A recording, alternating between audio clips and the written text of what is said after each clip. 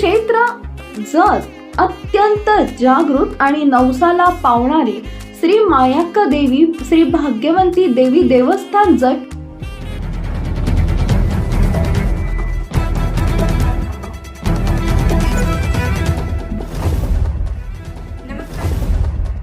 नमस्कार, मी मेघा जगताप.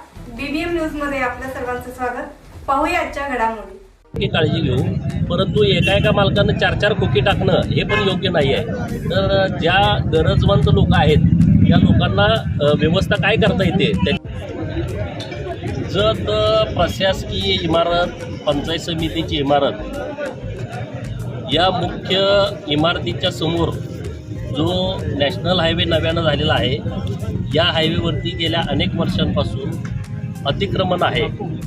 अनेक छोटे छोटे खोके टाकून लोक तिथं वेगवेगळे व्यवसाय करत आहेत. तर हे सगळे खोकेधारक मला सकाळी भेटले की माननीय तहसीलदार साहेबांनी अतिक्रमण काढण्याच्या संदर्भात त्यांना नोटीस दिलेलं आहे. कारण प्रचंड रहदारीचा मार्ग असल्यामुळं इथं वाहतुकीला अडचण होत आहे. आणि म्हणून मी जिल्हा परिषदच्या मुख्य कार्यकारी अधिकारी माननीय तृप्ती दोडमिसे मॅडम आज जतलाच दौऱ्यावरती येणार होत्या हे मला माहीत असल्यामुळे मी त्यांना विनंती केली की उमदीला कार्यक्रमाला जाण्यापूर्वी आपण प्रशासकीय भवनच्या समोरची जी खोके आहेत तिथं आपण भेट द्यावी. माननीय तहसीलदार साहेब, माननीय प्रांत साहेब हे तिघही या ठिकाणी येऊन स्पॉट पाहणी केलेली आहे. आणि माननीय दोडमिसे मॅडमनी तशा पद्धतीच्या सूचना दिलेल्या आहेत की तात्काळ या सगळ्या जमिनीची कागदपत्र काढावीत, त्याचे नकाशे काढावेत, त्याचा ताबा कुणाकडे आहे त्याची परिपूर्ण माहिती 2 दिवसामध्ये घ्यावी आणि मग भूमिका घेता येईल. तर योग्य चांगला मार्ग निघेल.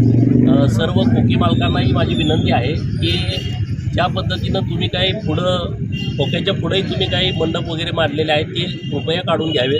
लोकांना त्याचा त्रास होऊ नये. तुम्हालाही त्रास होणार नाही. तुमची व्यवस्था योग्य होईल.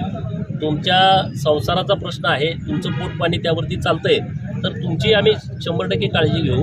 परंतु एका मालकानं 4-4 खोकी टाकणं हे पण योग्य नाही आहे. तर ज्या गरजवंत लोक आहेत या लोकांना व्यवस्था काय करता येते त्याच्याबद्दल सर्व कागदपत्रांची पडताळणी करून माननीय CO मॅडम याच्यावरती निर्णय घेतील. त्याचा पाठपुरावा मी लोकप्रतिनिधी म्हणून करेन. बातमी आणि जाहिरातीसाठी आमच्या चॅनलला लाईक आणि सबस्क्राईब करा. धन्यवाद.